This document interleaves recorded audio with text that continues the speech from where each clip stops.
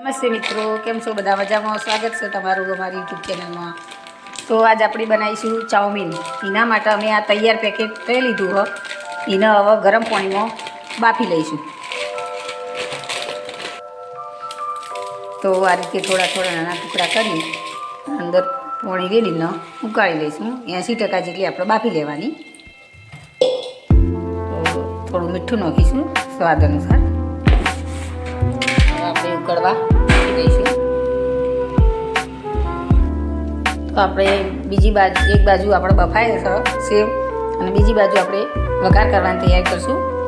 શાકભાજી બધું કટિંગ કરીને રાખીએ તો હવે આપણે એને વઘારી લઈશું। તેલ ગરમ થઈ ગયું તો હવે આપણે હિંગ નાખીશું, પછી ડુંગળી, કેપ્સિકમ, કોબી। તમે ટોમેટો નાખો તો ટોમેટો કેચઅપ નહીં નાખવાનું, ટોમેટો કેચઅપ નાખો તો ટોમેટો નહીં નાખવાનું। બેમાંથી ગમે તે એક લઈ શકો, ચમકા ગળપણ વધુ થઈ જાય એના માટે। તો હવે આપણે આ સારી રીતે મિક્સ કરી ચડવી લઈશું। હવે ઢોકીને 5 મિનિટ ચડવા દઈશું। તો આ સેવ ચડી જઈએ તો આપણે એને એક ચાળણીમાં કાઢી પાણીને તરી લઈશું। થોડું તેલ રેડી દઈશું ઉપર, એટલે લૂંદા જેવી થઈ ના જાય, છૂટી છૂટી રહે। તેલ રેડીને આવી રીતના બધી મિક્સ કરી દેવાની, છૂટી રહે એટલા માટે। આ શાકભાજી હવે ચડી ગયું, આપણે મસાલા કરીશું। હવે નૂડલ્સ નાખી દઈશું પહેલાં, મરચું, હળદર, મીઠું નાખીશું સ્વાદ માટે। થોડું આપણે સેવમાં નાખેલું હતું એ પ્રમાણે નાખવાનું। મસાલો જે હંગાથી આવે તો તૈયાર પેકેટ હતી એ નાખી દઈશું।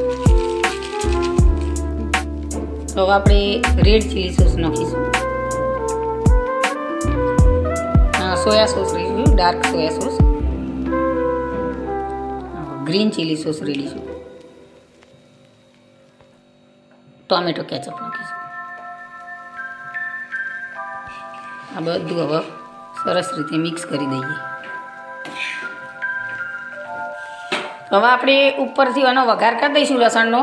તમે અંદર પણ નાખીને વઘારમાં લસણ નાખે કહો, અમે ઉપરથી વઘાર કરો તો ટેસ્ટ એનો સારો આવે। લસણ હવે નાખી દઈશું। લસણ તેલમાં સતળાઈ ગયું, ઉપર આપણે રેડી દઈશું। હવે બધું મિક્સ કરી દઈશું। ચાઉમીન આપણું બનીને તૈયાર થઈ ગયું મિત્રો। તો ટેસ્ટમાં પણ એટલું સરસ અને સ્વાદિષ્ટ છે, ખાવું હોય તો ચાલો અમારી વિડીયો ગમે તો લાઈક અને સબસ્ક્રાઈબ કરતા રહેજો। જય મા ઉમિયા, જય મા બ્રહ્માણી।